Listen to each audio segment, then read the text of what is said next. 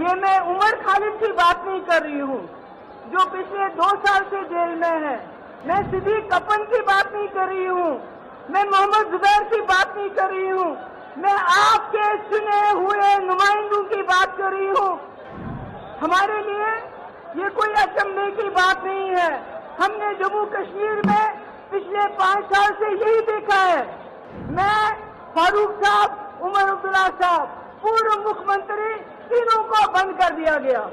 आज देश बहुत मुश्किल हालात से गुजर रहा है।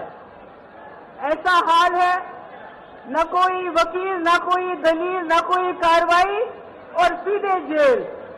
और शायद कलयुग का अमृत काल इसी को कहते हैं कि आप बिना पूछे, बिना कोई कार्रवाई किए हुए लोगों में जेल में डालते हो।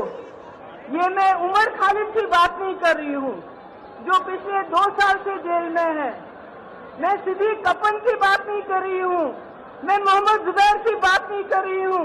मैं आपके चुने हुए नुमाइंदों की बात कर रही हूँ जिनको आप लोग वोट डाल के MLA बनाते हैं, लोकसभा मेंबर बनाते हैं, चीफ मिनिस्टर बनाते हैं, मिनिस्टर बनाते हैं। कैसे उनपे करप्शन के चार्जेस लगा के बिना कोई वकालत के, बिना कोई कार्रवाई के जेल में डाला जाता है।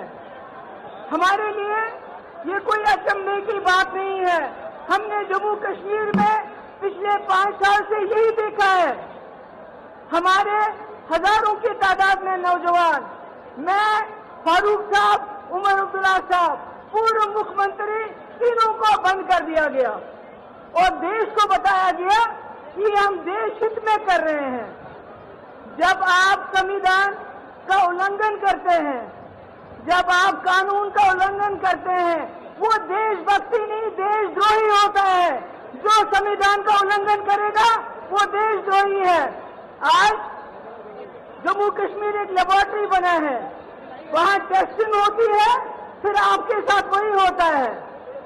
केजरीवाल जी का क्या कसूर, हेमंत सोरेन जी का क्या कसूर? अगर वो बीजेपी में चले जाएंगे केजरीवाल, तो ये सारे मीडिया के लोग जो पिछले कई दिनों से करप्शन करप्शन करप्शन केजरीवाल कहते हैं, तो ये कहना शुरू करेंगे कि केजरीवाल जैसा कट्टर ईमानदार कोई नहीं है। सिर्फ बात यह है कि केजरीवाल यहां से उठ के बीजेपी में चले जाएं। केजरीवाल का क्या कसूर? उन्होंने गरीबों के बच्चों के लिए स्कूल अच्छे अच्छे बनाए जहां से डॉक्टर, इंजीनियर, लॉयर, टीचर निकलेंगे। उन्होंने लोगों को मुफ्त बिजली दी, मुफ्त पानी दिया, अस्पताल बनाए, बसेस की मुफ्त। मगर इनको तकलीफ है, इनको इस परिवार से तकलीफ है। ये जो परिवार आप देख रहे हैं, इनको परिवारवाद से तकलीफ नहीं है। अगर परिवारवाद से तकलीफ होती तो ज्योतिरादित्य सिंधिया को नहीं लेते।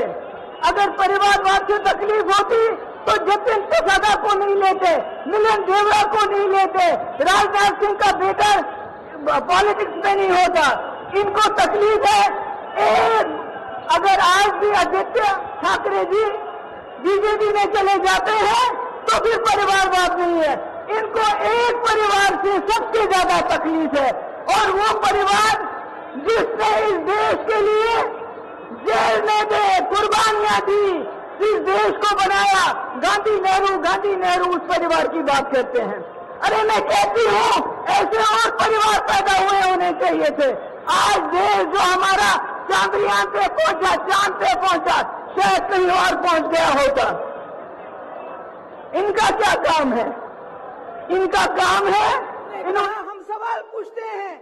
आपने कहा 2 करोड़ नौकरियां देंगे, नौकरियां नहीं दी, बल्कि यहाँ के नौजवानों के हाथों में लाठी दी, जबान पे नारा दिया, कभी देश का कभी धर्म का, बोला जाओ मारो, लिंच करो, शक्ल देखो, क्या खाता है, क्या पहनता है, दाढ़ी कितनी लंबी है।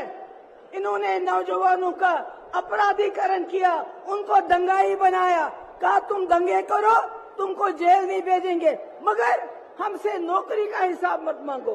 हमसे 2 करोड़ नौकरियों का हिसाब मत मांगो। इन्होंने भ्रष्टाचार का इल्जाम हम पे लगाया। अरे चंदा चोरी में जितना भ्रष्टाचार इन लोगों ने किया, पिछले 75 साल में हमारे मुल्क में इतना भ्रष्टाचार कभी नहीं हुआ है। ईडी के जरिए वसूली की इन्होंने, इनकम टैक्स के लिए जरिए वसूली की। ये सबसे भ्रष्ट सरकार है। आज हम यहाँ पर इसलिए जमा नहीं है कि हमने केजरीवाल जी को, अपोजिशन को बचाना है, नहीं। आज हम संविधान को बचाने के लिए यहाँ हैं।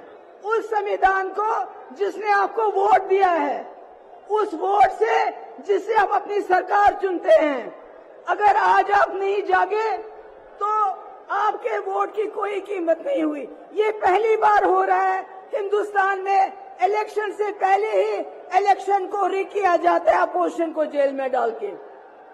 मेरी आखिर में आप सबसे गुजारिश है, हमारे इंडिया अलायंस के पास टीवी नहीं है, अखबार नहीं है, फेसबुक नहीं है, यूट्यूब नहीं है, इनके पास सब कुछ है, गोदी मोदी सारा मीडिया।